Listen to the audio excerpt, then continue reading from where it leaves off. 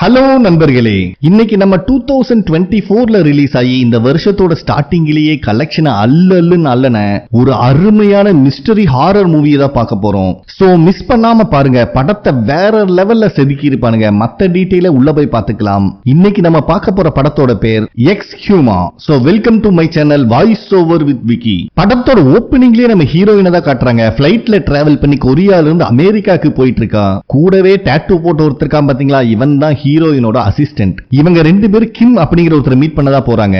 So இவங்க ரெண்டு பேர்த்தையும் கிம்மோட அசிஸ்டன்ட் தான் வந்து ரிசீவ் பண்றாரு. ரெண்டு பேரும் நேரா ஹாஸ்பிட்டல் தான் போறாங்க. ஏன்னா கிம்முக்கு இப்பதான் ரீசெண்டா குழந்தை பிறந்திருக்கு. பட் அந்த குழந்தை பிறந்ததுல இருந்து கண்டினியூஸா அழுதுகிட்டே இருக்கு. அதனாலதான் கிம் ஹீரோயினை வர வச்சிருக்காரு. ஆக்சுவலா நம்ம ஹீரோயினோட வேலையே இதுதான். சில பேர் இறந்ததுக்கு அப்புறம் கூட தீராத ஆசையினாலையும் பழிவாங்குற நோக்கத்திலையும் மறுபடியும் வந்து பல விதத்துல டிஸ்டர்ப் பண்ணுவாங்க. அவங்களை அடக்கிறது தான் நம்ம ஹீரோயினுடைய வேலை. அதனாலதான் இந்த குழந்தையை பார்க்க வந்திருக்கா. அப்ப கிம்மோட அசிஸ்டன்ட் இருந்துட்டு குழந்தைக்கு மயக்க மருந்து கொடுத்திருக்காங்க, அதனாலதான் அழுகாம இருக்கு அப்படிங்கிற மாதிரி சொல்றாரு. சோ நம்ம ஹீரோயினும் ஒரு விசில் மாதிரி சத்தத்தை எழுப்புறா. ஆனா பதிலுக்கு அவளுக்கு மட்டுமே அந்த சத்தம் கேக்குது. சோ அங்க இருக்கிற அந்த குழந்தையோட அம்மால இருந்து எல்லாத்தையும் வெளியே அனுப்பிட்டு நம்ம ஹீரோயினும் அசிஸ்டன்ட் காரனும் சேர்ந்து ஒரு விதமான பிரேயர் பண்றாங்க. அது முடிச்சதுக்கு அப்புறம் குழந்தையோட அம்மா கிட்ட இதே மாதிரி இந்த குடும்பத்துல வேற யாராவது கண்டிப்பா இருக்கணும், யாரு இருக்காங்க அப்படின்னு கேட்ட உடனே அவங்க அம்மா செம ஷாக் ஆகுறாங்க.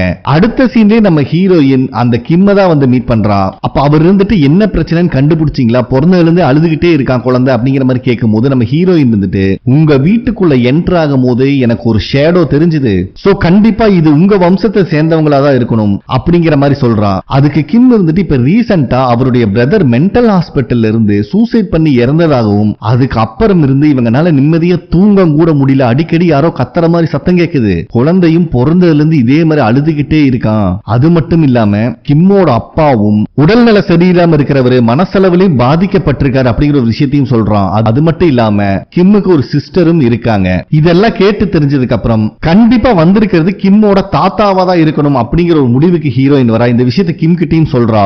ஆனா கிம்னால நம்ப முடியல. ஏன்னா அவங்க தாத்தா இருந்து 100 வருஷத்துக்கு மேல ஆச்சு. இப்ப எப்படி இதெல்லாம் சாத்தியம் அப்படிங்கிற மாதிரி கேட்டுட்டு இருக்கான். ஆனாலும் ஹீரோயின் மேல கிம்முக்கு நம்பிக்கை இருக்கு. அதனால அதுக்கப்புறம் என்ன பண்ணலாம் அப்படிங்கிற மாதிரி கேட்கிறான். அதுக்கு ஹீரோயின் இருந்துட்டு நான் பார்த்த ஷேடோ கண்டிப்பா ஒரு தீய சக்தியா தான் இருக்கணும், இது என்னால தனியா ஹேண்டில் பண்ண முடியாது, அதுக்கு நீ எக்ஸ்பர்ட் இருக்காங்க அப்படிங்கிற மாதிரி சொல்றா. இப்பதான் நம்மளுக்கு ஒரு முக்கியமான கேரக்டரையே காட்டுறாங்க. இவருடைய நேம் மாஸ்டர் ஃபிங். நம்ம மாஸ்டர்னே வச்சுக்கலாம். ஹீரோயின் கொஞ்ச நேரத்துக்கு முன்னாடி சொன்ன மாதிரி இந்த தீய சக்தியில அழிக்கிறதுல எக்ஸ்பர்ட்டே இவருதான். பக்கத்திலேயே கண்ணாடிக்காரர் இருக்காரு பாத்தீங்களா, இவருதான் மாஸ்டரோட அசிஸ்டன்ட். இவங்க ரெண்டு பேர் சேர்ந்து ஆல்ரெடி புதைக்கப்பட்ட ஒரு பாட்டியோட கல்லறை தான் தோண்டிட்டு இருக்காங்க. ஏன்னா அவங்க குடும்பத்தை சேர்ந்தவங்க கண்ணில் நிறைய டைம் இந்த பாட்டி தென்பட்டதாகவும் அது மட்டும் இல்லாம கனவுல வந்து டிஸ்டர்ப் பண்ணிட்டு இருக்கிற மாதிரியும் இந்த மாஸ்டர் கிட்ட கம்ப்ளைண்ட் பண்ணிருக்காங்க. அதனால புதைக்கப்பட்ட இடத்துல இருக்கிற மண்ணை வாயில வச்ச உடனேயே இன்னும் அவங்க ஆன்மா இங்கதான் இருக்கு அப்படிங்கிறது இவருக்கு புரியுது. இதுல அவங்க குடும்பத்தை சேர்ந்தவங்க வேற டெட் பாடி எடுக்கிறத என்னமோ எக்ஸிபிஷன் பாக்குற மாதிரி ரவுண்ட் கட்டி நின்று பாத்துட்டு இருக்கானுங்க. கண்ணாடிக்கார டென்ஷன் ஆயிரா. ஒழுங்கு மரியாதை திரும்பி நில்லுங்கடா, எல்லாத்தையும் திரும்பி நிக்க வச்சிடறா. அதுக்கப்புறம் கல்லறையில இருந்து அந்த எலும்பு கூடலாம் எடுத்து அடுக்கி வச்சு பார்த்தாலே தெரியுது அந்த பாட்டியோட பல்ல காணும். அப்ப மாஸ்டர் இருந்துட்டு தம்பிகளா பாட்டியோட பல்ல யார் எடுத்து வச்சிருந்தாலும் கொடுத்துருங்க, இந்த மாதிரி இறந்தவங்களுக்கு சொந்தமான பொருளை நீங்க எடுத்து வச்சா எப்படா உங்களை விட்டுட்டு போவாங்க அப்படிங்கிற மாதிரி கேட்கிறாரு. இருக்கிறவங்க எல்லாம் பக்க பக்கன்னு முழிச்சிட்டு இருக்காங்க. அப்புறம் குட்டி பையன் மட்டும் கத்தி கதறி அழுதுட்டு இருக்கான். டேய் திருட்டு பையல நீ தாண்டா எடுத்த அப்படின்னு கேட்கும் போது ஆமா எனக்கு என் பாட்டினா ரொம்ப பிடிக்கும், அவங்க ஞாபகார்த்தமா எடுத்து வச்ச அப்படின்னு சொல்றான். அதுக்கு மாஸ்டர் இருந்துட்டு அவங்களுடைய ஞாபகம் நம்ம மெமரியில இருந்தா போதும், அவங்களுக்கு சொந்தமான பொருள் எதையுமே நம்ம எடுத்து வைக்க கூடாது அப்படிங்கிற மாதிரி சொல்லிடுறாரு அந்த பையன்கிட்ட. சோ அந்த பல்லையும் வாங்கி அந்த எலும்பு கூடோட வச்சு எரிக்க சொல்லிடுறாரு. ஒரு வழியே இவங்க பிரச்சனை ஓவர். அதுக்கப்புறம் மாஸ்டரும் கண்ணாடிக்காரரும் ஜாலியா கொஞ்சம் ட்ரிங்க்ஸ் பண்ணிட்டு இருக்காங்க. அந்த இடத்துக்கு ஹீரோயினும் அசிஸ்டன்டும் வராங்க. என்னம்மா போன வேலையில நல்லபடியா முடிஞ்சதா அப்படிங்கிற மாதிரி மாஸ்டர் கேட்கிறாரு. இப்பதான் ஹீரோயின் நடந்த விஷயத்தையே சொல்றா. அதாவது கிம்மும் கொரியன் வம்சாவளியை சேர்ந்தவர் தான். அவங்க தாத்தா இறந்ததுக்கு அப்புறம் தான் இவங்க அமெரிக்கால போய் செட்டில் இவ்வளவு பணக்காரங்க ஆயிருக்காங்க. அது மட்டும் இல்லாம அவங்க தாத்தாவோட உடலை இங்க கொரியால தான் அடக்கம் பண்ணிருக்காங்க. அதனால நாளைக்கு கிம்ம வர சொல்லியிருக்கேன் அப்படின்னு சொல்றா. அதே நேரத்தில் கிம் கிட்ட அவங்க சிஸ்டர் இருந்துட்டு தாத்தாவோட கல்லறையை தோன்றதுல எனக்கு இஷ்டம் இல்ல அப்படின்னு சொல்றாங்க. இத கிம் கேட்கிற மாதிரி இல்ல. ஏன்னா இப்பத்துக்கு அவன் குழந்தைய அவன் காப்பாத்தனா போதும் அப்படின்னு பாக்குறான். அப்ப அவங்க சிஸ்டர் இருந்துட்டு கொரியால இருக்கிற ஆன்டி இதுக்கு ஒத்துக்க மாட்டாங்க, தேவையில்லாத பிரச்சனை கிளறாத அப்படிங்கிற மாதிரி சொல்றாங்க. இது அவன் கேட்கிற மாதிரி இல்ல. அடுத்த நாள் கிம்மும் கொரியா வந்துடுறான். எல்லாரும் சேர்ந்து கிம்மோட தாத்தாவோட கல்லறை இருக்கிற இடத்துக்கு தான் போறாங்க. அது ஊருக்கு ஒதுக்கப்புறமா ஒரு மலையோட உச்சியில இருக்கு. இத பாக்குற மாஸ்டருக்கே செம ஷாக் ஆகுது. சோ அங்க போயிட்டு இருக்கும் போது நம்ம ஹீரோயின் இருந்துட்டு இந்த மாதிரி ஆள் நடமாட்டமே இல்லாத மலையோட மலையோட உச்சியில இவங்க ஏன் புதைக்கணும் அப்படின்னு கேக்குறான். இதுக்கு மாஸ்டர் கிட்ட பதில் இல்ல. அது மட்டும் இல்லாம அந்த மலையை சுத்தியும் நிறைய நரிகள் இருக்கிற விஷயத்தை இவங்க நோட் பண்றாங்க. ஒரு வழியா கஷ்டப்பட்டு ஏறி மலை உச்சிக்கும் வந்துடுறாங்க. கல்லறை அங்கதான் இருக்கு. நம்ம மாஸ்டர் அங்க இருக்கிற மண்ணை வாயில வச்சு பார்த்த உடனே தீய சக்தி இருக்குது அப்படிங்கறத புரிஞ்சுக்கிறாரு. அது மட்டும் இல்லாம கல்லறைக்கு பக்கத்துல வச்சிருக்க கல்லுல எதுவுமே எழுதல. இத பாக்குறவருக்கு இன்னும் ஷாக் ஆகுது. நார்மலா யார் இறந்தாலும் அவங்களோட டீடைலாவது இங்க எழுதி வச்சிருப்பாங்க. நீ இவ்வளவு பெரிய பணக்காரனா இருக்க, எதுவுமே எழுதாம எப்படி உங்க தாத்தாவை இங்க புதைக்கலாம், யார் இங்க புதைக்க சொன்னாங்க அப்படின்னு கேக்குறாரு. அப்ப கிம் இருந்துட்டு இங்க பக்கத்துல ஜீசு அப்படின்னு ஒரு துறவி இருந்தாரு, அவருதான் இங்க புதைக்க சொன்னதா சொல்றாரு. அது மட்டும் இல்லாம அந்த பீரியட்ல நிறைய கல்லறை திருடர்கள் இருந்தனால நாங்க எங்க தாத்தாவை ரொம்ப சிம்பிளாவே அடக்கம் பண்ணிட்டோம் அப்படின்னு சொல்றான். ஆனா கிம் ஏதோ விஷயத்தை மறைக்கிறான் அப்படிங்கிறது மட்டும் மாஸ்டருக்கு நல்லாவே தெரியுது. அதனால இந்த விஷயத்துல உனக்கு ஹெல்ப் பண்ண முடியாதுப்பா அப்படின்னு சொல்லிட்டு அங்கிருந்து கிளம்பிடுறாரு. ஹீரோயின் மத்தவங்களுக்கு என்ன நடக்குதுன்னே புரியல. இவரும் கார்ல வந்து உட்காந்துக்கிறாரு. மத்தவங்களும் வந்து இவர் மண்டையை கழுவ ட்ரை பண்ணா நம்ம மாஸ்டர் இருந்துட்டு, டே 40 வருஷமா நான் இந்த ஊர்ல தான் இருக்கேன், இப்படி ஒரு மலை இருக்கிறது எனக்கே தெரியாது, மனுஷங்க நடமாட்டமே படாத இடமா இருக்கு, கண்டிப்பா இங்க தீய சக்தி இருக்கணும். அது மட்டும் இல்லாம நம்ம மலை மேல போகும்போது நிறைய நரி நின்னுட்டு இருந்தது நோட் பண்ணீங்களா? எப்பவுமே கல்லறைக்கும் நரிக்கும் ஆகாது. கல்லறை இருக்கிற இடத்துல நரி இருக்க வாய்ப்பே கிடையாது. இங்க அந்த மாதிரி இருக்கு அப்படின்னா ஏதோ பயங்கரமான தீய சக்தி ஒளிஞ்சிருக்குன்னு அர்த்தம். தேவையில்லாம நம்ம அதை கிளறி விட்டோம், பின்விளைவுகள் ரொம்ப மோசமா இருக்கும் அப்படின்னு சொல்லிடுறாரு. அத்தனையும் பேசி முடிச்சுட்டு பார்த்தா கிம் ஆப்போசிட்ல பரிதாபமா நின்னுட்டு இருக்கான். அடுத்த சீன்லயே மாஸ்டரும் ஹீரோயினும் கிம் ஸ்டே பண்ணிருக்க ஹோட்டல்கிட்ட வந்திருக்காங்க. கிம் இருந்துட்டு அவன் குழந்தை கடைசியா சிரிச்சிட்டு இருக்கும்போது எடுத்த போட்டோவை காட்டுறான். இதுக்கப்புறம் என் குழந்தை சிரிக்கவே இல்ல, அழுதுகிட்டு மட்டும்தான் இருக்கு அப்படின்னு ரொம்ப ஃபீல் பண்ணி பேசுறான். அவன் ரொம்ப நர்வஸா இருக்கான் அப்படிங்கிறது நம்ம ஹீரோயின் நல்லாவே புரியுது. பட் மாஸ்டர் இருந்துட்டு இது ரொம்ப ரிஸ்க்பா, எந்த மாதிரி தீய சக்தி அங்க இருக்குன்னு தெரியல, உங்ககிட்டயும் பெரிய இன்ஃபர்மேஷன் கிடையாது அப்படின்னு சொல்லிட்டு இருக்காரு. அப்ப ஹீரோயின் இருந்துட்டு நம்ம வேணா பிரேயர் பண்ணி ப்ராப்பரா பலி கொடுத்து அதுக்கப்புறம் அவங்க தாத்தாவோட பாடி அங்கிருந்து எடுத்துடலாம் அப்படின்னு ஐடியா கொடுக்கறா. நெக்ஸ்ட் டேவே அதுக்குண்டான வேலை தான் நடக்குது. முழுசா ஒரு 5 பன்னியை இறக்கி இருக்கானுங்க. கூடவே 5 பேர்த்த நிக்க வச்சு அவங்களோட தலைமுடிய இந்த பன்னியோட வாய்க்குள்ள போட்டு இவங்க 2 பேருக்கு இன்டர் கனெக்ஷன் கிரியேட் பண்றாங்க. இதுவும் பேயை ஏமாத்துறதுக்கான ஒரு ட்ரிக் தான். சோ இந்த பன்னியை வெட்டுறது மூலமா இந்த 5 பேர்த்த பலி கொடுக்கிற மாதிரி ஒரு இல்லூஷன் கிரியேட் பண்ணி தான் கிம்மோட தாத்தாவோட பாடியை வெளியே எடுக்க பிளான் பண்ணிருக்காங்க. ஹீரோயினும் அதுக்கு ரெடியாகி வரா. அங்க இருக்கிற கத்தி எடுத்து ஆக்ரோஷமா டான்ஸ் ஆட ஆரம்பிக்கிறா. ஒரு கட்டத்துல ஒவ்வொரு பன்னியா வெட்ட வெட்ட அது கூட கனெக்ட் ஆயிருக்கிற 5 பேரும் அந்த சமாதியை தோண்ட ஆரம்பிக்கிறாங்க. இவ வெறி புடிச்சு பச்சை ரத்தமெல்லாம் எடுத்து குடிச்சிட்டு கிடக்குறா நம்ம ஹீரோயின். சோ அந்த 5 பேரும் கொஞ்சம் கொஞ்சமா தோண்ட தோண்ட அந்த 5 பேரு கூட கனெக்ட் ஆயிருக்கிற பன்னியை வெட்டிக்கிட்டே இருக்கா நம்ம ஹீரோயின். சோ இவனுங்களும் தோண்ட தோண்ட ஒரு கட்டத்துல ஒரு சவுண்ட் கேக்குது. சோ சவப்பெட்டியை நெருங்கிட்டானுங்க. அதனால இந்த 5 பேத்தையும் வெளியே அனுப்பிடுறாங்க. அதே நேரத்துல கிம்மோட ஆன்டியும் அங்க வந்துடுறாங்க. பார்த்தா அந்த சவப்பெட்டி ரெட் கலர் துணியால மூடப்பட்டிருக்கு. இத பாக்குற மாஸ்டருக்கு செம ஷாக்கு. ஏன்னா இவங்க ஏதோ விஷயத்தை மறைக்கிறாங்க அப்படிங்கிறது மட்டும் மாஸ்டருக்கு புரியுது. அந்த துணியை விலக்கிட்டு பார்த்தா அந்த சவப்பெட்டி மேல ஒரு முத்திரை இருக்கு. இது ராயல் ஃபேமிலிக்கு மட்டுமே உண்டான முத்திரை. இத பார்க்கும் போதே கன்ஃபார்ம் ஆயிருது இவங்க எல்லாம் ஒரு ராயல் ஃபேமிலியை சேர்ந்தவங்க அப்படின்னு. சோ அந்த சவப்பெட்டியையும் வெளியே எடுத்துறாங்க. அதுக்கப்புறம் நம்ம மாஸ்டர் ஏதோ ப்ரே பண்ணி அந்த குழியில ஒரு காயினை மட்டும் போட்டு வைக்கிறாரு. சோ நம்ம கண்ணாடிக்காரர் தான் அந்த சவப்பெட்டி கார்ல ஏத்திட்டு ஃபர்ஸ்டா கிளம்பி போயிட்டு இருக்காரு. ஏன்னா அதை எரிக்கிறதுக்கு உண்டான வேலையை பார்த்தே ஆகணும். இவங்களுக்கும் அதிகமா டைம் இல்ல, இருட்டிரும். அதுக்கப்புறம் இவங்க 5 பேரையும் அந்த சவப்பெட்டி எடுத்த இடத்த மொத்தமா க்ளோஸ் பண்ண சொல்லிட்டு இவங்க எல்லாம் கிளம்புறாங்க. அதுல ஒருத்த உள்ள போந்து மம்முட்டி வச்சு வேற ஏதாவது இருக்கான்னு செக் பண்ணிட்டு இருக்கும் போது ஒரு பாம்பு ஒண்ணு வெளியே வருது. பயபுல அவசரப்பட்டு மம்முட்டியை வச்சு 2ஆ போட்டுறான் பாம்பு. அப்ப அந்த பாம்பு மனுஷ மாதிரியே கத்துது. பாம்போட மூஞ்சியும் மனுஷ மூஞ்சியா இருக்கிற மாதிரி நம்மளுக்கு காட்டுறாங்க. இந்த சத்தம் ஹீரோயினுக்கும் கேக்குது. ஆனா அவ பெருசா எடுத்துக்கல. இவன் இப்படி பண்ணனால மொத்தமா மேகமெல்லாம் மூடி மழை வர ஆரம்பிக்குது. சும்மா இருக்கிற எதையோ சுரண்டி விட்டுட்டானுங்க. இவனும் கார்ல போயிட்டு இருக்கானுங்க. அந்த மலையும் நிக்கிற மாதிரி இல்ல. அப்ப மாஸ்டர் இருந்துட்டு கிம் கிட்ட, மழை வரும்போது நீங்க தகனம் பண்ணீங்கன்னா முழுசா அழிக்க முடியாது. அதனால எனக்கு தெரிஞ்சு பக்கத்துல ஒரு ஹாஸ்பிட்டல் இருக்கு, கொஞ்சம் காசு செலவு பண்ணா போதும், அங்க இருக்க மார்ஜரியில வச்சுட்டு நாளைக்கு நம்ம மத்த வேலையை பாத்துக்கலாம் அப்படிங்கிற மாதிரி சொல்லிடுறாரு. நம்ம கண்ணாடிக்காரரும் அந்த ஹாஸ்பிட்டல் ஒர்க் பண்றவங்க காசை கொடுத்து கரெக்ட் பண்ணி ஒரு வழியா அந்த மார்ஜரியில இந்த சவப்பெட்டியை வைக்க பர்மிஷன் வாங்கிடுறாரு. அப்ப இதே ஹாஸ்பிட்டல் வெளியே தான் கிம் கிட்ட அவங்க ஆன்டி இருந்துட்டு அவங்களுக்கு ஏதாவது விஷயம் தெரியுமா அப்படிங்கிற மாதிரி கேக்குறாங்க. அதுக்கு கிம் எது தெரியுமோ அது மட்டும் தான் சொல்லி வச்சிருக்கேன் அப்படின்னு சொல்றான். சோ இந்த குடும்பமே ஏதோ விஷயத்தை மறைக்குது. நம்ம கண்ணாடிக்காரரும் பொறுப்பு அந்த சவப்பெட்டி மேல இருக்க டஸ்ட் எல்லாம் கிளீன் பண்ணிட்டு இருக்காரு. அப்ப அங்க வர மாஸ்டர், நீ பக்கத்திலேயே இருந்து பாத்துக்கலாம், எனக்கு ஒரு முக்கியமான வேலை இருக்கு அப்படின்னு சொல்லிட்டு அங்க இருந்து கிளம்பிடுறாரு. அதுக்கப்புறம் நம்ம மாஸ்டர் நேரா இப்ப அந்த சவப்பெட்டி எடுத்த மலைக்கு பக்கத்துல இருக்க வில்லேஜுக்கு தான் வராரு. பார்த்தா அந்த சரௌண்டிங்ல ஒரே ஒரு ஆள் தான் இருக்காரு. சரி, அந்த ஆள்கிட்ட இந்த மாங்க் ஜீசு பத்தி ஏதாவது தெரியுமா அப்படின்னு கேட்டா அந்த மாதிரி பேரே நான் கேள்விப்படல அப்படின்னு சொல்லிடுறாரு. இது நம்ம மாஸ்டருக்கு இன்னும் சந்தேகத்தை கிரியேட் பண்ணுது. இருந்தாலும் நாங்க இன்னைக்கு அந்த மலை மேல இருந்து ஒரு பேர் பொறிக்கப்பட்ட கவலைப்படாத, சவப்பெட்டியை எடுத்தோம், இத பத்தி உங்களுக்கு ஏதாவது தெரியுமா அப்படிங்கிற மாதிரி நம்ம மாஸ்டர் கேக்குறாரு. அப்ப அந்த பர்சன் இருந்துட்டு, ஆமாப்பா ரொம்ப வருஷத்துக்கு முன்னாடி இத பத்தி நிறைய ரூமர்ஸ் எல்லாம் கேள்விப்பட்டிருக்கேன், உண்மையாலுமே சவப்பெட்டி இருந்துச்சா அப்படிங்கிற மாதிரி கேக்குறாரு. ஏன்னா இறந்தவர் ஜோசன் டைனாசிட்டில ஹையஸ்ட் ரேங்கிங்ல இருந்த ஒரு கவர்மெண்ட் அபிஷியல். அது மட்டும் இல்லாம அந்த சவப்பெட்டியில நிறைய புதையல் இருந்ததா ஒரு ரூமர் இருக்கு அப்படின்னு இவர் சொல்லிட்டு இருக்காரு. அதே சமயத்துல மார்ச்சுரியில அந்த ஹாஸ்பிட்டல் ஸ்டாஃப் வந்துட்டு நீ கிளீன் பண்ணிட்டு நான் போய் சாப்பிட்டுட்டு வரேன் அப்படின்னு சொல்லிட்டு எஸ்கேப் ஆயிடுறான். நம்ம கண்ணாடிக்காரன் மட்டும் தனியா கிளீன் பண்ணிட்டு இருக்கான். சரி அப்ப ஏன் அதை யாருமே திருடல அப்படிங்கிற மாதிரி மாஸ்டர் கேட்டா, ஏன்பா விளையாடுறியா, அது கவர்மெண்ட் அபிஷியல் ஹையஸ்ட் ரேங்கிங்ல இருந்தவங்களோட கல்லறை, அது கண்டிப்பா பாதுகாப்பு அதிகமா இருக்கும், அதனால யாருமே ட்ரை பண்ணல, காலப்போக்கில் அந்த கல்லறை திருடர்களும் எல்லாரும் அழிஞ்சிட்டாங்க அப்படின்னு சொல்லி அவங்க யூஸ் பண்ண பொருள் எல்லாம் இவர் காட்டுறாரு. இவரும் அவங்கள ஒருத்தர் தான், வயசானால அடங்கி போய் உட்கார்ந்துருக்காராட்டு இருக்கு. சரி அந்த இறந்தவரை பத்தி வேற என்ன விஷயம் உங்களுக்கு தெரியும் அப்படிங்கிற மாஸ்டர் கேக்குறாரு. அதே நேரத்துல இந்த மார்ஜரியில கண்ணாடிக்காரனை சாப்பிட அனுப்பிட்டு அந்த ஹாஸ்பிட்டல் ஸ்டாஃப் இருந்துட்டு இதுக்குள்ள ஏதோ புதையல் இருக்கும் அப்படிங்கிற பேராசையில இந்த சவப்பெட்டியை ஓபன் பண்ண ட்ரை பண்ணிட்டு இருக்கான். அப்ப கரெக்டா ஹீரோயினும் அசிஸ்டன்ட் காரனும் அங்க வந்துடுறாங்க. டே என்னடா பண்ணிட்டு இருக்க அப்படின்னு கேட்க ஓபன் பண்ணிடுறான். உள்ள இருந்து ஏதோ ஒரு ஃபோர்ஸ் வெளியே வருது. நடுவுல ஹீரோயின் நின்று இருந்தனால அவ உடம்புக்குள்ள பூந்து கடந்து போகும்போது அவன் மயக்கம் போட்டு விழுந்துடுறான். இந்த விஷயம் மாஸ்டர்ல இருந்து எல்லாத்துக்கும் தெரிய வருது. கண்ணாடிக்காரனுக்கு செம்ம டென்ஷன் ஆகுது. என்னை அக்கறையா அந்த நாய் சாப்பிட போக சொல்லும் போதே நான் சந்தேகப்பட்ட அப்படி புலம்பிட்டு ஹாஸ்பிட்டல் தான் வந்து பாக்குறான் ஹீரோயினை. அப்ப அசிஸ்டன்ட் காரன் இருந்துட்டு, நீ ஒருத்தனுக்கு பணம் கொடுத்து கரெக்ட் பண்ண இல்ல, அவன் சவப்பெட்டி ஓபன் பண்ணிட்டான், ஏதோ ஒரு ஷேடோ எங்களை கிராஸ் பண்ணி போச்சு அப்படின்னு சொல்லிட்டு இருக்கும் போதே ஹீரோயின் மூக்குல இருந்து பிளட் வர ஆரம்பிக்குது. கரெக்டா மாஸ்டர் அவங்க வந்துடுறாரு. சோ ஏதோ ஒண்ணு சவப்பெட்டியிலிருந்து வெளியே வந்திருக்குன்னு மட்டும்தான் எங்களுக்கு தெரியுது, பட் அது என்னன்னு தெரியல. அதே நேரத்தில் அமெரிக்கால இருக்கிற கிம்மோட அப்பாவை தான் காட்டுறாங்க. ஆல்ரெடி சொன்ன மாதிரி இவனால எந்திரிக்க முடியாது, மனநிலையும் சரியில்லை. சோ இவர் ஒரு ஜன்னல் கிட்ட வேடிக்கை பார்த்துட்டே இருக்கும்போது அப்பா வந்துட்டீங்களா அப்படின்னு சொல்றாரு. சோ சவப்பெட்டியிலிருந்து வெளியே வந்திருக்கிறது வேற யாரும் இல்ல, 100 வருஷமா புதைக்கப்பட்டிருந்த அந்த தாத்தா தான். மகனே உன்னை தேடிதான் வந்திருக்கேன், தயவு செஞ்சு இந்த ஜன்னலை துற அப்படின்னு சொன்னா அவரும் லூசுத்தனமா திறந்து விட்டுறாரு. வந்தவரு அவங்க பையன் கிட்ட பேசாம அங்க இருக்கிற டைனிங் டேபிள்ல 100 வருஷம் பசி ஆத்திட்டு இருக்காரு. இதை நம்மளுக்கு மிரர்லயும் காட்டுறாங்க.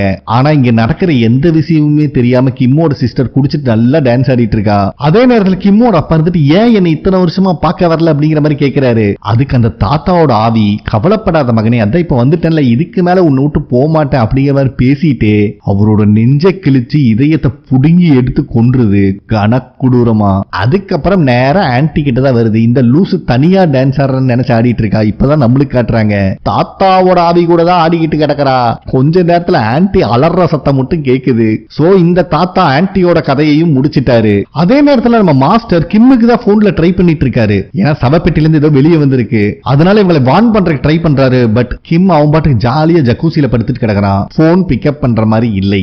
நெக்ஸ்ட் சீன்ல இப்ப சவப்பெட்டியிலிருந்து வெளியே வந்த அந்த தாத்தாவோட ஆன்மாவை திருப்பி கொண்டு வரதுக்கான பூஜையை பண்றதுக்கு தயாராகிறான். இதுக்கு அவன் அசிஸ்டன்ட் தான் மெயினா ஹெல்ப் பண்ண போறான். கூடவே நம்ம கண்ணாடிக்காரரும் இருக்காரு. அவரும் அவருக்கு தெரிஞ்ச மந்திர கட்டெல்லாம் போட்டு அசிஸ்டன்ட கட்டி வைக்கிறாரு. ஏன்னா ஆல்ரெடி அந்த தாத்தாவோட சோல் ஒரு கெட்ட ஆன்மாவா தான் இருக்கு. அது அசிஸ்டன்டோட உடம்புல இறங்கினா இவங்கனால கண்ட்ரோல் பண்ண முடியாது. நெக்ஸ்ட் நம்ம ஹீரோயினும் பூஜையை ஸ்டார்ட் பண்றான். நம்ம கண்ணாடிக்காரரும் அசிஸ்டன்ட்டுக்கு எதுவும் ஆகக்கூடாதுன்னு அவனை கட்டப்பட்டிருந்த அந்த மந்திர கயிறை கெட்டியாவே புடிச்சிட்டு இருக்காரு. இங்க பூஜை நடக்க நடக்க கொஞ்சம் கொஞ்சமா அசிஸ்டன்ட் ஆக்ரோஷமா ஆட ஆரம்பிக்கிறான். அதே நேரத்துல கிம் இன்னும் அந்த ஜக்கூசில தான் பயவுல ரெஸ்ட் எடுத்துட்டு இருக்கான். அப்ப அவனுக்கு ஏதோ வினோதமா சத்தம் கேக்குது. லைட்டா கண்ணை திறந்தா பக்கத்திலேயே அந்த தாத்தோட ஆவி வந்து ஆன்னு ஒரு கத்தும் பாருங்க. பயவுல அலறி எடுத்து எந்திரிக்கிறான். ஆனா இப்போ பெட்ல இருக்கான். இவனுக்கு என்ன நடக்குதுன்னே புரியல. என்ன இத்தனை நேரம் பாத்ரூம்ல இருந்தவன் எப்படா பெட்டுக்கு வந்த அப்படின்னு யோசிச்சுட்டு இருக்கான். அதே டைம்ல இங்க ஆக்ரோஷமா ஆடிட்டு இருந்த அசிஸ்டன்ட் காரன் ஆணி அடிச்ச மாதிரி ஒரே இடத்துல நின்னுறான். நம்ம கண்ணாடிக்காரருக்குள்ள என்ன நடக்குதுன்னே புரியல, சாக்காய் பார்த்துட்டு இருக்காரு.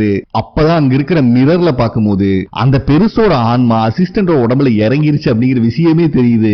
அசிஸ்டன்ட் காரன் ஹீரோயின் எகிரிட் போகும்போது கண்ணாடிக்காரத கெட்டியா பிடிச்சுக்கிறாரு, கொஞ்சம் கூட நகர விடாம. அப்ப ஹீரோயின் வந்துட்டு, தம்பி ரொம்ப துள்ளாத, உன்னை மாதிரி நிறைய பேத்த பாத்திருக்கேன், என்னப்பா உனக்கு பிரச்சனை, உன் சொந்த ஃபேமிலியில் இருக்கிறவங்க கொல்ல ட்ரை பண்றேன், உனக்கு என்னதான் ஆச்சு அப்படிங்கிற மாதிரி கேட்கிறா.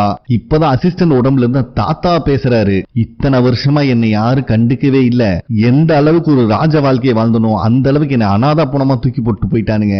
கண்டிப்பா என் வம்சத்தை என் கூட கூப்பிட்டுட்டு தான் நான் போவேன் அப்படிங்கிற மாதிரி சொல்லிடுறாரு. அடுத்த செகண்டே அசிஸ்டன்ட் காரன் குபுக்குன்னு பிளட் வாமிட்டா எடுத்துட்டு இருக்கான். சோ ஹீரோயினுக்கு நல்லாவே தெரிஞ்சிருது அந்த கிழவனோட ஆன்மா பழி வாங்கறதுக்காக கிளம்பிருச்சு அசிஸ்டன்ட் உடம்புல இருந்து அப்படின்னு. இப்ப நம்மளுக்கு கிம்மதா காட்டுறாங்க. ஆல்ரெடி எப்படி பெட்டுக்கு வந்த அப்படின்னு தெரியாத கன்ஃபியூஷன் இருக்கும் போது மாஸ்டர் கிட்ட இருந்து கால் வருது. இவனும் அட்டன் பண்றான். தம்பி நான் சொல்றதை கேளு, சவப்பெட்டி ஓபன் ஆயிருச்சு, உங்க தாத்தாவோட ஆன்மா வெளியே வந்துருச்சு, அதனால என்ன நடந்தாலும் சரி டோரை மட்டும் திறந்துராதான், அங்கதான் வந்துட்டு இருக்கு அப்படிங்கிற மாதிரி சொல்லிட்டு இருக்கும் போதே யாரும் டோரை தட்டுறாங்க. கிம்மும் டோரை திறக்கல, ஏன்னா ஆல்ரெடி போன் கால்ல மாஸ்டர் இருக்காரு. இருந்தாலும் உங்களுக்கு யார் வேணும் அப்படிங்கிற மாதிரி கேட்கும் போது டோருக்கு வெளியே இருந்து நான் தாண்டா மாஸ்டர் பேசுறேன் கதவத்தோடான அதே மாஸ்டர் வாய்ஸ் கேக்குது. கிம் அலறி போயிடுறான். அப்ப போன்ல பேசிட்டு இருக்க மாஸ்டர் இருந்துட்டு தயவு செஞ்சு கதவை திறக்காத, அது உங்க தாத்தாவோட ஆன்மா, நான் அங்கதான் வந்துட்டு இருக்கேன், எப்படியாவது ஜன்னலை திறந்து வெளியே வந்துரு அப்படிங்கிற மாதிரி ஐடியா கொடுக்கறாரு. இந்த லூசு பையன் இந்த பேச்சை கேட்டுட்டு ஜன்னலை திறந்த அடுத்த செகண்ட் போன்ல பேசிட்டு இருந்த மாஸ்டரோட வாய்ஸ் இவங்க தாத்தா வாய்ஸுக்கு மாறுது. பயமுள்ள பயத்தோட உச்ச கட்டத்துக்கு போயிடுறான். அப்படியே மேல நிமிர்ந்து தலைக்கு மேல இருக்க மிரரை பார்த்தா பக்கத்துல இவங்க தாத்தாவோட ஆன்மா இருக்கிறது தெரியுது.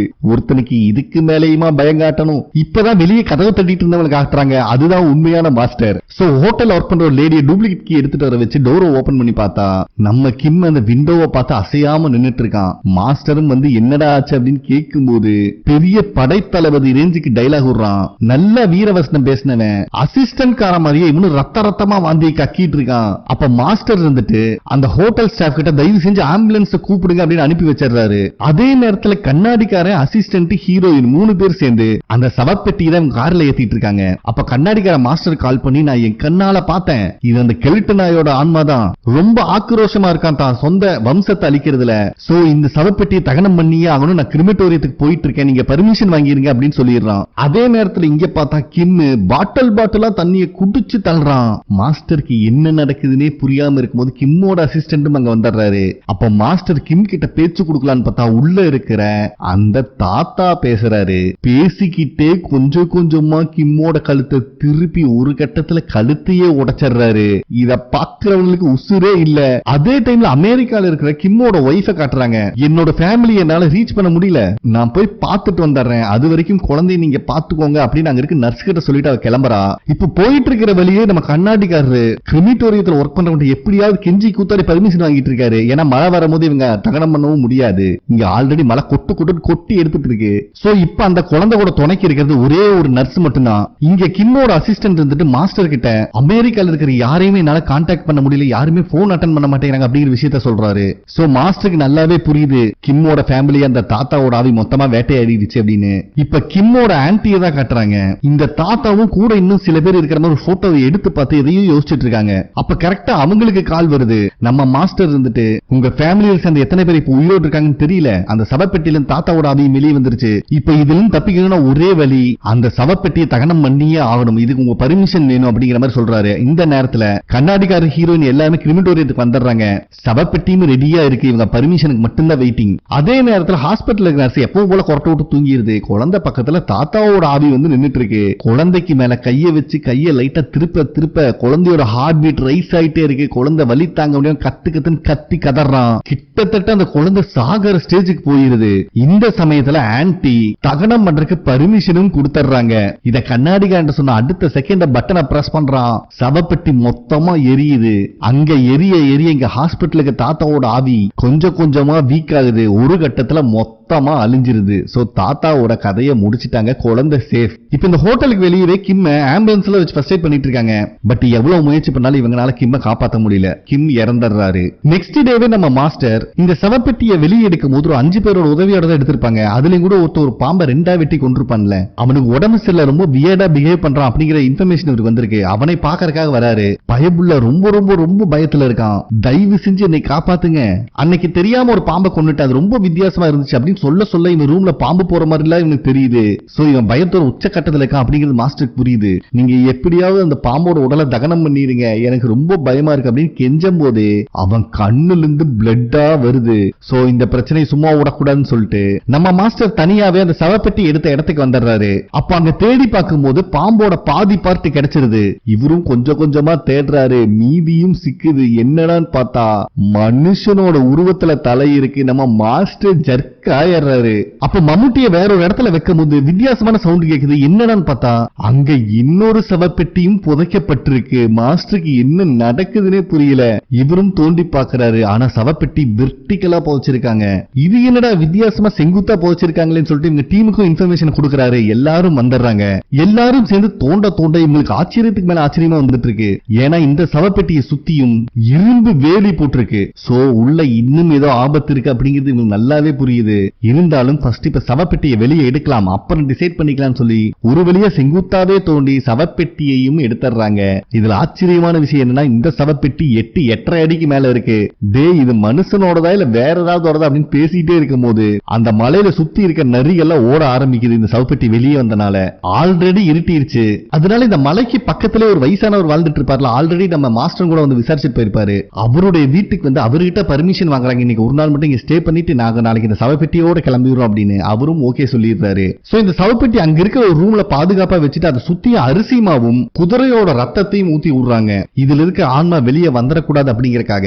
அதே இடத்துக்கு கிம்மோட ஆன்டி நம்ம மாஸ்டர் பாக்குறதுக்கு வந்திருக்காங்க. நம்ம மாஸ்டர் கிட்ட அந்த தாத்தா படை தளபதியா இருக்கும் போது எடுத்த ஒரு போட்டோவையும் கொடுக்குறாங்க.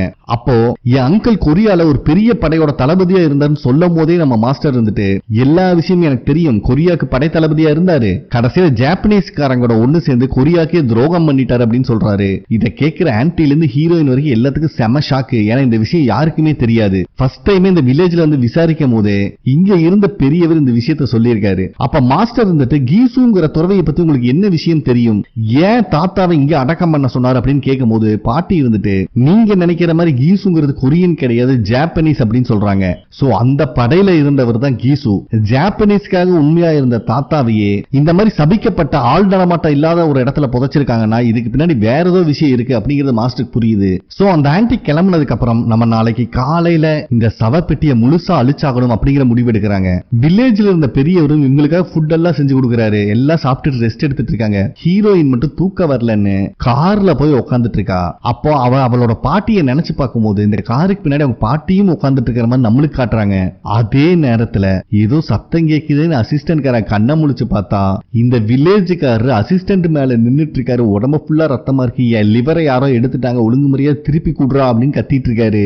இவனுக்கு புரிஞ்சிருது இது ஒரு இல்லூஷன் அப்படின்னு கண்ணை மூடிட்டு தரையில ஏதோ மந்திரம் போடுறான். அதுக்கப்புறம் கண்ணை திறந்து பார்த்தா அங்க யாருமே இல்ல. சோ அந்த வில்லேஜ்காரர் தூங்கிட்டு இருக்க இடத்துக்கு வந்து பாக்குறான், அவரை காணோம். அப்ப பக்கத்துல பன்னிகளை அடைச்சு வச்சிருக்கிற ஃபார்ம்ல இருந்து ஏதோ சத்தம் கேக்குது. அசிஸ்டன்ட் காரனும் போய் எட்டி பார்த்தா அங்க நிறைய பன்னிகை செத்து கேக்குது. 8 அடியில ஒரு ராட்சசன் நின்னுட்டு இருக்கான். பாக்குறவனுக்கு ஜர்க் ஆயிருது. சோ இவங்களை எல்லாம் வான் பண்ணலான்ட்டு இவங்களை நோக்கி தான் வந்துட்டு இருக்கான். அதே இடத்துலதான் அந்த வில்லேஜ்காரரும் இறந்து கிடக்கிற மாதிரி காட்டுறாங்க. அங்க வந்து அசிஸ்டன்ட் காரன் கார்ல இருக்கிற ஹீரோயின் கிட்ட ஏதோ ஆபத்து அப்படின்னு சிக்னல் கொடுத்துட்டு போறான். ஹீரோயின் வெளியே போலான்னு பார்த்தா அங்க இருக்கிற ஹீரோயின் பாட்டியோட அண்ணா வேண்டாம் அப்படின்னு தடுக்கிறாங்க. ஏன்னா இது ரொம்ப ரொம்ப கெட்ட சக்தியா இருக்கு. இருந்தாலும் அசிஸ்டன்ட் காரன் தனியா விட முடியாது அப்படின்னு ஹீரோயினும் வந்துடுறா. இவங்க 2 பேரும் இந்த சவப்பெட்டி வச்சிருந்த ரூம்ல போய் பார்த்தா பெட்டி மொத்தமா பொளந்து கிடக்குது. மேல இருக்கிற கூரையை பிச்சுக்கிட்டு போயிருக்கான் அப்படிங்கிற விஷயமும் தெரிய வருது. அசிஸ்டன்ட் காரன் வந்துட்டு நான் மத்தவங்க கிட்ட இந்த இன்ஃபர்மேஷன் கொடுக்குறேன் அப்படின்னு சொல்லிட்டு போயிடுறான். ஹீரோயினும் அந்த சவப்பெட்டியை செக் பண்ணிட்டு இருக்கும் போது அங்க ஜாப்பனீஸ் காரங்க போருக்கு யூஸ் பண்ற கவசம் எல்லாம் இருக்கு. இத பார்த்துட்டே இருக்கும் போது இந்த ரூமுக்கு வெளியே அந்த 8 அடியில இருக்கிற அசுரன் வந்து நிக்கிறான். ஹீரோயினுக்கு உசுரே இல்ல. இவன் ரொம்பவே உயரமா இருக்கிறதுனால இந்த ரூம்குள்ள என்ன இருக்குன்னு இவனால பார்க்க முடியல. சோ உள்ள யாராவது மனுஷங்க இருக்கீங்களா அப்படின்னு கேக்குறான். நம்ம ஹீரோயினும் கிளவரா யோசிச்சு இங்க மனுஷங்களா யாரும் இல்ல, நான் உங்களை அடிமை ஆலம்பனா அப்படிங்கிற மாதிரி மண்டி போட்டுறா. அப்ப இந்த அசுரன் எனக்கு பிடிச்ச ஸ்வீட் ஃபிஷ் எடுத்துட்டு வந்தே அப்படின்னு கேக்குறான். நம்ம ஹீரோயின் நெக்ஸ்ட் டைம் வரும்போது கொண்டு வரேன்னு சொன்ன உடனே அவனுக்கு டவுட் வந்துருது. கையில வச்சிருக்கிற தலையை ஹீரோயின் தூக்கி வீசுறான். வேற யாரும் இல்ல, அந்த வில்லேஜ்ல இருந்தால தாத்தாவை மொத்தமா போட்டு தலை எடுத்துட்டு வந்திருக்கான். ஹீரோயின் வாயவே துறக்க முடியாம பீதியில இருக்கும் போது அவன் அங்கிருந்து போயிடுறான். அப்பாடா ஒருவேளை விட்டுட்டு போயிட்டான் அப்படின்னு சந்தோஷத்துல இருக்கும் போதே கூரையை பிச்சுட்டு போனா பாத்தீங்களா, அந்த இடத்துல உட்காந்து ஏமா மனுஷங்களே இல்லைன்னு சொல்லி என்னையவே ஏமாத்துறையா அப்படின்னு கேட்கறான். ஹீரோயின் அங்க தலைவெறிக்க ஓடுறா. அவனும் பின்னாடியே வரும்போது கரெக்டா அசிஸ்டன்ட் காரன் ஒரு ஈட்டிய கொண்டு வந்து சொருகுவான். பட் இவன் உடம்புல ஒரு இன்ச்சும் கூட இறங்கல. இது வேற 8 அடிக்கு மேல இருக்கு. அசால்ட்டா அசிஸ்டன்ட தூக்கிட்டு ஏதோ மந்திரம் போடுறான். அசிஸ்டன்ட் காரன் கையில இருக்க ஈட்டிய தானா கீழே போட்டுறான். அதாவது அசிஸ்டன்ட்டையே இவனுக்கு அடிமையா மாத்துறதுக்காக ட்ரை பண்றான். அதே நேரத்துல இவனோட கைய அசிஸ்டன்டோட வயிற்றுக்குள்ள விட்டு கொடா கொடான்னு கொட்டஞ்சு தூக்கி வீசிடுறான். இத பாக்குற ஹீரோயினுக்கு செம ஷாக் ஆகுது. நெக்ஸ்ட் அவன் ஹீரோயின் கிட்ட தான் வரான். ஹீரோயினும் நகர்ந்து நகர்ந்து போனா இதுக்கு மேல நகருக்கு இடமே இல்லைங்கிற அளவுக்கு லாக் ஆயிடுறா. அப்போ ஹீரோயின் பக்கத்துல சில பொறிக்கப்பட்ட உருவங்கள் இருக்கு. அத பார்த்த உடனே இந்த ராட்சசன் ஏதோ சாமி எல்லாம் கும்பிட்டு ப்ரே பண்ணி மந்திரம் போடுறான். இவன் உடம்பெல்லாம் தக தகன்னு எரிய ஆரம்பிக்குது. இது அங்க வர மாஸ்டரும் கண்ணாடிக்காரரும் பார்த்து ட்ரௌசர் கழண்டு போய் நிக்கிறானுங்க 2 பேரும். ஏன்னா இந்த அளவுக்கு ஆக்ரோஷமா கொடூரமான ஒரு சக்தியை இவங்க பார்த்ததே இல்ல. இவன் முழுசா எரிஞ்சு மேல சுத்திட்டு இருக்கான். அப்ப இவங்களுக்கு எல்லாத்துக்கும் ஒரு விஷயம் வருது. ஒரு ஒரு கோழி தலை இல்லாம போற மாதிரியும் ரத்தம் தெரிக்கிற மாதிரியும் இதுக்கு முன்னாடி கிம் இறந்ததுன்னு சொல்லிட்டு எல்லா விஷயங்களும் உங்களுக்கு வருது. ஒரு கட்டத்துல அந்த ராட்சச எங்க இருந்து வந்தாலும் அங்கேயே போயிடுறான். அதுக்கப்புறம் நம்ம அசிஸ்டன்ட் காரனை ஒரு வழியா ஹாஸ்பிட்டல் அட்மிட் பண்ணிடுறாங்க. பக்கத்து பெட்லயே மாஸ்டரும் கண்ணாடிக்காரரும் வேற அட்மிட் ஆயிருக்காங்க. ஏன்னா அந்த அளவுக்கு டர்ரு கிளப்பிட்டு போயிருக்கான். அப்போ அங்க இருக்க டிவில நியூஸ் பிளே ஆயிட்டு இருக்கு. இந்த மாதிரி வில்லேஜ்ல கரடிகள் பூந்து அட்டகாசம் பண்ணதுல ஒரு பெரியவரும் நிறைய பன்னிகளும் இறந்துருச்சு அப்படின்னு. இத பாக்குற மாஸ்டர் காண்டாகுது. ஏண்டா எந்த கரடிடா இப்படி எல்லாம் கொள்ளு அப்படின்னு மனசுக்குள்ள புலம்பிட்டு கிடக்குறாரு. அசிஸ்டன்ட் காரனுக்கு ஒரு வழியா சர்ஜரி முடிஞ்சிருது.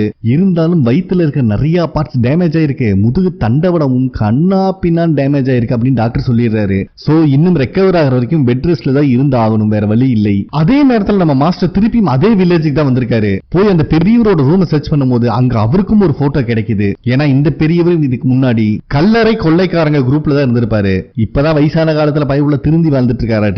அதே டைம்ல ஹாஸ்பிட்டல்ல அசிஸ்டன்ட் காரனோட சிஸ்டரை வர வச்சிருக்கா நம்ம ஹீரோயின். அப்ப அசிஸ்டன்ட் காரன் மேல ஏதோ மந்திர வாக்கியம் எழுதின ஒரு சீட்டை வச்சுட்டு ப்ரே பண்ண ஆரம்பிக்கிறாங்க. நம்ம அசிஸ்டன்ட் காரனும் கெக்கன்னு சிரிக்கிறான். ஹீரோயின் வந்துட்டு யாரா நீ ஒழுங்கு மரியாதை பதில சொல்லு அப்படின்னு கேட்கும்போது நம்ம அசிஸ்டன்ட் காரன் கண்ணை திறந்துட்டு என்னுடைய மாஸ்டர் போர்லயே 10,000 பேத்துக்கு மேல கொண்டிருக்காரு, அவர் உங்களால ஒன்னும் பண்ண முடியாது அப்படின்னு சொல்றான். ஏன்னா அந்த ராட்சசன் ஆல்ரெடி அசிஸ்டன்ட் அவனோட அடிமையாகணும் மந்திரம் போட்டு போனால இப்ப அசிஸ்டன்ட் காரனுக்கு அந்த ராட்சசன் தான் மாஸ்டரா தெரியறான். சரி இப்போ மாஸ்டர் எங்க இருப்பான் சொல்லுடா அப்படிங்கிற மாதிரி கேட்டுட்டு இருக்காங்க. சீன் கட் ஆகுது. அதே நேரத்துல நம்ம மாஸ்டர் அந்த வில்லேஜ்ல இருக்க ஒரு ரூம்ல இருந்து ஒரு மந்திர கோடாரி கண்டுபிடிக்கிறாரு. அதுல இந்த கல்லறை திருடர்கள் அத்தனை பேத்தோட பேரும் பொறிக்கப்பட்டிருக்கு. இவரும் இதை எடுத்துட்டு போய் அந்த கல்லறை இருந்த இடத்துல தோண்ட ஆரம்பிக்கிறாரு. கிட்டத்தட்ட இருட்டிருந்து இவர் எதுவும் கிடைக்கிற மாதிரி இல்ல. அதே நேரத்துல ஹாஸ்பிட்டல் இருக்கிற அசிஸ்டன்ட்டும் நீங்க மேற்கு பக்கமா தேடி பாருங்கம்மா, என்னுடைய மாஸ்டர் இருப்பார் அப்படின்னு சொல்றான். அப்ப கரெக்டா நம்ம மாஸ்டர் மேற்கு பக்கம் தான் தோன்றாரு. அப்ப இதுக்கு முன்னாடி வந்துட்டு போன அந்த ராட்சசனோட உடம்பு அங்கதான் இருக்கு. இதை பார்த்தவர் சிலுத்து போயிடுறாரு ஆளு. சோ நம்ம அசிஸ்டன்ட் கண்டும் நீங்க எல்லாரும் சாக போறீங்க, என் மாஸ்டர் யாரையும் உயிரோட விட மாட்டான் அப்படின்னு பேசிட்டே இருக்கும் போது அவன் மேல வச்சிருந்த அந்த மந்திர சீட்டை நம்ம ஹீரோயின் எடுத்துறா. உடனே அன்கான்சியஸ் ஸ்டேஜுக்கு போயிடுறான். அதுக்கப்புறம் அங்க வர மாஸ்டர் நடந்த விஷயத்த சொல்றாரு. கண்ணாடிக்காரனுக்கு ஒரே டவுட் தான், இந்த தாத்தா ஒரு பெரிய கவர்மெண்ட் அபிஷியல். சோ இவரோட கல்லறைக்கு அடியில அந்த மான்ஸ்டரை புதைச்சு வைக்க வேண்டிய அவசியம் என்ன அப்படிங்கறது இவன் டவுட். அப்பதான் ஹீரோயினுக்கு இதுக்கு முன்னாடி அசிஸ்டன்ட் காரன் பேசின விஷயம் ஞாபகத்துக்கு வருது. ஏன்னா அந்த மான்ஸ்டர் இன்னுமே போர் நடந்துட்டு இருக்கிற காலத்துல தான் இருக்கான். சோ அவனை பொறுத்த வரைக்கும் அந்த மலையோட பாதுகாவலன் அவன். அதை பாதுகாக்கிறதா நினைச்சா இத்தனை விஷயம் பண்ணிட்டு இருக்கான் அப்படின்னு சொல்றான். அப்ப கண்ணாடிக்காரன் வந்துட்டு இது நம்மளுக்கு தேவையில்லாத விஷயம், இந்த அளவுக்கு ஆக்ரோஷமான தீய சக்தி நம்ம பார்த்தது இல்ல, நம்ம அப்படியே விட்டுறலாம் அப்படின்னு சொன்னாலும் மாஸ்டர் விடுற மாதிரி இல்ல. டே இப்படியே விட்டுட்டீங்கன்னா இன்னும் நிறைய பேர் உயிரை அவன் எடுப்பான், அந்த மலை கடைசி வரைக்கும் மனுஷங்க வாழவே முடியாத இடமா மாறிடும் அப்படிங்கிற மாதிரி சொல்லிட்டு இருக்காரு. இவங்க ரெண்டு பேத்துக்குள்ள வாக்குவாதம் போயிட்டு இருக்கும் போது நம்ம ஹீரோயினுக்கு ஒரு விஷன் வருது. அதுல ஒரு மரத்தை சுத்தியும் புகை வர மாதிரியும் அந்த மரத்துக்கிட்ட கெட்ட ஆவிய கொண்டு வந்தா அடக்கலாம் அப்படிங்கிற மாதிரியும் அவளுக்கு தெரியுது. அப்ப ஹீரோயின் வந்துட்டு என்னால அந்த மான்ஸ்டரை அழிக்க முடியாது, ஆனா கொஞ்ச நேரத்துக்கு அவனை திசை திருப்ப முடியும், அந்த கேப்பை யூஸ் பண்ணி அந்த மான்ஸ்டரோட பாடியை மொத்தமா அழிச்சிருங்க அப்படிங்கிற மாதிரி இவங்களுக்கு சொல்றா. இப்படி இவங்க பேசிட்டே இருக்கும்போது அசிஸ்டன்ட் காரனோட உடல்நிலை இன்னும் மோசமாகுது. டாக்டர்லாம் வந்து செக் பண்றாங்க. அப்பதான் உடம்புல இருக்கிற ஃபுல் டாட்டூவை ஹீரோயின் பாக்குறா. சோ இதுல இவளுக்கு இன்னொரு விஷயமும் தெரியுது. ஏன்னா இந்த டாட்டூல இருக்கிற வேர்டிங்ஸ் எல்லாம் மந்திர வார்த்தைகள். இந்த மான்ஸ்டர் இந்த அளவுக்கு இவனை காயப்படுத்தி உயிரோடு இருக்கானா அதுக்கு காரணம் இதுதான் அப்படிங்கிறது புரிய வருது. நெக்ஸ்ட் டேவே நிறைய மீன் எல்லாம் எடுத்துட்டு அந்த மலைக்கு தான் போயிட்டு இருக்காங்க. அப்ப நடுவுல போலீஸ் செக்கிங் வேற இருக்கு. ஏன்னா இந்த வில்லேஜ்ல இருக்கிறது இறந்தது கரடினால தான் சொன்னனால மக்கள் பாதுகாப்பா இருக்கணும் செக் போஸ்ட் போட்டிருக்காங்க. நம்ம ஊருக்கான மாதிரியே என்னமோ அந்த கரடி செக் போஸ்ட தாண்டி வராத மாதிரி. அப்ப அங்க இருக்கிற ஒரு போலீஸ்காரங்க கிட்ட விசாரிக்க வரும்போது இவனுக்கு மூஞ்சியில எல்லாம் ஸ்கெட்சில் அதே மந்திரவாதி போட்டு வச்சிருக்கிற பார்த்தோன்னே சாக்காயிடுறான். என்னடா இதான் மென்டல் ஹாஸ்பிட்டல் தப்பிச்சு வந்துட்டானுங்களோ அப்படிங்கிற மாதிரி யோசிச்சுட்டு இருக்கும்போது இல்லப்பா பக்கத்துல தான் போயிட்டு திரும்பி வந்துரும் அப்படின்னு பர்மிஷன் வாங்கிட்டு வந்துடுறானுங்க. சோ மலை உச்சிக்கு வந்தவனுங்க அந்த மான்ஸ்டர் புதைக்கப்பட்ட இடத்துல இருந்து பக்கத்துல இருக்க பெரிய மரம் வரைக்கும் ஒவ்வொரு மீனா வீசிட்டு வரானுங்க அதை இங்க வர வைக்கிறதுக்காக. அதுக்கப்புறம் ஹீரோயின் இருந்துட்டு அந்த விஷுவல் எல்லாம் வந்ததை வச்சு இந்த மான்ஸ்டரை கொல்றதுக்கான ஒரு அயன் ராட் இருக்கு, அது கண்டிப்பா இங்க பக்கத்துல எங்கேயாவது தான் மறைக்கப்பட்டிருக்கணும், நான் எந்த அளவுக்கு அவனை ஹோல்ட் பண்ண முடியுமோ ஹோல்ட் பண்ணி வைக்கிறேன், எப்படியாவது அதை கண்டுபிடிச்சிருங்க, ஏன்னா அதோட உதவி இல்லாம இந்த மான்ஸ்டரை கொல்லவே முடியாது அப்படின்னு சொல்லிடுறான். அதே நேரத்துல ஹாஸ்பிட்டல் இருக்க அசிஸ்டன்ட சுத்தி அந்த மந்திரவார்த்தைகள் போட்டு வச்சிட்டு இருக்காங்க. ஏன்னா இவனுக்கு எந்த ஆபத்து வரக்கூடாது அப்படிங்கறக்காக. சோ இப்படியே இருட்டிருது, அந்த மான்ஸ்டர் வரும் அப்படிங்கிற நம்பிக்கையில இவங்க எல்லாம் ஒளிஞ்சிருக்காங்க. கரெக்டா அந்த மான்ஸ்டர் புதைக்கப்பட்ட இடத்துல இருந்து ஒரு பெரிய கை மட்டும் வெளியே வந்து ஒரு மீனை எடுத்துட்டு போகுது. இத மாஸ்டரும் பார்த்துட்டு தான் இருக்காரு. இங்க அந்த மான்ஸ்டர் மீனை சாப்பிட சாப்பிட ஹாஸ்பிட்டல்ல இருக்க அசிஸ்டன்ட் காரனும் வாயை மென்னுட்டு இருக்கான். அவன் பக்கத்திலேயே ஒரு கோழியையும் கட்டி போட்டு வச்சிருக்காங்க. இவங்க எதிர்பார்த்தபடியே அந்த மான்ஸ்டர் ஒவ்வொரு மீனையா சாப்பிட்டுட்டு அந்த மரத்துக்கிட்டையும் வந்துட்டு இருக்கான். நம்ம ஹீரோயினும் இதுதான் சான்ஸ்னு ஆல்ரெடி அந்த மரத்தை சுத்தி மந்திர கட்டு போட்டு வச்சிருக்காங்க. இது மட்டும் இல்லாம நிறைய மூலிகையை எரிச்சுட்டு ஃபுல்லா புகமண்டலமா மாத்தி விடுறா நம்ம ஹீரோயின். அங்க வர மான்ஸ்டர் கிட்ட நம்ம ஹீரோயின் பேச்சு கொடுக்க ஆரம்பிக்கிறா. இந்த கேப்ல மாஸ்டரும் கண்ணாடிக்காரரும் மான்ஸ்டர் புதைக்கப்பட்ட இடத்துல அவனை அழிக்கிறதுக்கான பொருள் கிடைக்குமா தேடிட்டு இருக்காங்க. அதே டைம்ல நம்ம ஹீரோயின் இந்த மான்ஸ்டர் கிட்ட இது என்னுடைய காடு, இங்க நீ என்ன பண்ணிட்டு இருக்க அப்படிங்கிற மாதிரி கேட்டா அவன் ஒத்துக்கிற மாதிரி இல்ல. நான் தான் இந்த காட்டோட பாதுகாவலன். ஆமா, வெளியே என்ன கத்தி துப்பாக்கி எந்த சத்தமும் கேட்கல அப்படிங்கிற மாதிரி சொல்றான். ஏன்னா இன்னும் அந்த போர் நடந்துட்டு இருக்க காலத்திலேயே தான் இருக்கான். அப்ப ஹீரோயின் போர் முடிச்சு பல வருஷம் ஆச்சு அப்படிங்கிற மாதிரி சொன்னாலும் நீ ஏத்துக்கிற மாதிரி இல்ல. சோ இங்க இந்த மான்ஸ்டர் பேச பேச ஹாஸ்பிட்டல்ல இருக்க அசிஸ்டன்ட் காரனும் அதே டைலாக் பேசிட்டு இருக்கான். அப்ப ஹீரோயின் இந்த இடம் ஒரு அமைதியான இடம், இங்க இருந்து நீ போயிரு அப்படிங்கிற மாதிரி சொல்றான். பட் இதை எதுவுமே அவன் கண்டுக்கிற மாதிரி இல்ல. ஹீரோயினுக்கும் லைட்டா ஜெர்க் ஆயிட்டு தான் இருக்கு. இங்க மாஸ்டரும் கண்ணாடிக்காரனும் தேடி டயர்ட் ஆயிடுறாங்க. எதையுமே கண்டுபிடிக்க முடியல. அதே நேரத்துல இங்க இருக்கிற மான்ஸ்டர் இத்தனை நேரம் பேசிட்டு இருந்தது ஒரு ஹியூமன் தான் அப்படின்னு கண்டுபிடிச்சிடறான். அவன் ஹீரோயினை நோக்கி வந்துட்டு இருக்கும் போது ஹீரோயினுக்கு பின்னாடி அவங்க பாட்டியோட ஆன்மா நின்னுட்டு இருக்கு. இவங்க அந்த காலத்துல இருந்தே பேய ஓட்டுறது தீய சக்தி அழிக்கிறது இல்ல பெரிய ஜித்து. சோ இவங்க இருக்கிறதுனால ஹீரோயின் அங்க இருந்து வந்துடுறா. இவங்க பாட்டி அந்த மான்ஸ்டர் மேல அவங்க பவரை யூஸ் பண்றாங்க. இதனால பழையபடி ஃபுல்லா நெருப்பு புடிச்சு மேல அங்கேயும் இங்கேயும் பறக்க ஆரம்பிக்கிறான். அதுக்குள்ளேயும் ஹீரோயினை பாக்குறதுக்காக கண்ணாடிக்காரன் வந்துடுறான். இப்ப அந்த சமாதியில மாஸ்டர் மட்டும் தான் தனியா இருக்காரு. இந்த நெருப்போட மான்ஸ்டரும் அந்த கல்லறைக்கு தான் போயிட்டு இருக்கான். எல்லாரும் வெளியே வந்துடுறா அப்படின்னு கத்துவாங்க. அதுக்குள்ளேயும் நெருப்பு அந்த கல்லறைக்குள்ள உளுந்துருது. சோ அங்க வர மான்ஸ்டர் மாஸ்டரோட வயிற்றிலேயே ஒரு ஓட்டைய போட்டுறான். மாஸ்டரை காப்பாத்துறதுக்காக வந்த ஹீரோயினின் கண்ணாடிக்காரனையும் தூக்கி வச்சு அந்த மான்ஸ்டர் லாக் பண்ணுது. இப்பதான் இவங்களுக்கு இன்னொரு விஷுவல் வருது. கிட்டத்தட்ட 100 வருஷத்துக்கு முன்னாடி இந்த மான்ஸ்டர் படை தளபதியா இருக்கும் போது போர்ல 10,000 பேத்தை கருணையே இல்லாம கொன்னவன் தான் இவன். அதனால கொரியாவை பிடிக்கணுங்கிறதுக்காகவே ஜாப்பனீஸ் காரங்கெல்லாம் பிளான் பண்ணி இவன் தலைய துண்டா வெட்டி ஒரு அயன் ஸ்வாட இரும்பால உருக்கி இவன் உடம்புக்குள்ளேயே வச்சு தைச்சிருக்காங்க. அப்படின்னா இவனை அழிக்கிறதுக்கு உண்டான ஆயுதம் இவன் உடம்புக்குள்ளதான் இருக்கு அப்படின்னு தெரிய வருது. பட் அதை எடுக்கிறதுன்னு அவ்வளவு சாதாரண விஷயமா? அப்பதான் நம்ம மாஸ்டருக்கு ஒரு ஐடியா வருது. பஞ்சபூதங்கள்ல ஒன்னான நெருப்பை யூஸ் பண்ணி தான் இவனை அழிக்கிறதுக்கான ஆயுதம் செஞ்சிருக்காங்க. அப்படின்னா மத்த பஞ்சபூதங்களும் யூஸ் பண்ணி நம்மனால இவனை கொல்ல முடியும் அப்படின்னு புரிஞ்சுக்கிறாரு. ஆல்ரெடி இவர்கிட்ட இருந்த அந்த கோடாரியோட கட்டை அங்கதான் கிடக்குது. அது மேல குதிரை ரத்தமும் படிஞ்சிருக்கு. ஏற்கனவே குதிரை ரத்தம் இவனை பாதிக்குது அப்படிங்கிறது உங்களுக்கு தெரியும். சோ இப்ப அந்த கட்டையில குதிரை ரத்தத்தை ஃபுல்லா தேய்ச்சு போட்டு சொருகுன்னு சொருகுறாரு அந்த மான்ஸ்டரை. அதுவும் வீக் ஆயிட்டே போகுது. ஒரு கட்டத்துல அடிச்சதுல தலை தனியா போய் மான்ஸ்டர் அங்கேயே இறந்துடுறான். இது எல்லாமே ஹாஸ்பிட்டல்ல இருக்கிற அசிஸ்டன்ட்டையும் எஃபெக்ட் பண்ணிட்டு தான் இருக்கு. கடைசி அசிஸ்டன்ட் காரன் ரத்தமா வாந்தி எடுக்கிறான். அந்த வாந்தி ரொம்பவே டார்க் கலர்ல இருக்கிறனால இவன் திருப்பி நார்மல் ஆயிட்டான் அப்படிங்கிறது அவங்க சிஸ்டருக்கு எல்லாம் புரியுது. என்ன நம்ம மாஸ்டர் தான் ரொம்பவே அடி வாங்கி இருக்காரு. ஒரு வழியா நம்ம மாஸ்டரை ஹாஸ்பிட்டலையும் சேர்த்து உயிரை காப்பாத்திடுறாங்க. சோ மாஸ்டரும் அசிஸ்டன்ட் காரனும் கொஞ்சம் கொஞ்சமா குணமாயிட்டு வராங்க. இப்படியே கொஞ்ச நாளுக்கு அப்புறம் நம்ம மாஸ்டருக்கு ஒரு பொண்ணு இருக்கு. அவளுக்கு மேரேஜ் நடக்குது. அதுல எல்லாரும் ஜாலியா ஒரு குரூப் போட்டோ எடுக்கிறாங்க. இந்த இடத்துல ஹாப்பியான ஒரு எண்டிங்கோட இந்த படத்தையும் முடிக்கிறாங்க. ஓகே ஃப்ரெண்ட்ஸ், கண்டிப்பா உங்களுக்கு பிடிச்சிருக்கும் நம்புறேன். நெக்ஸ்ட் ஒரு நல்ல மூவியில மீட் பண்ணலாம். நன்றி.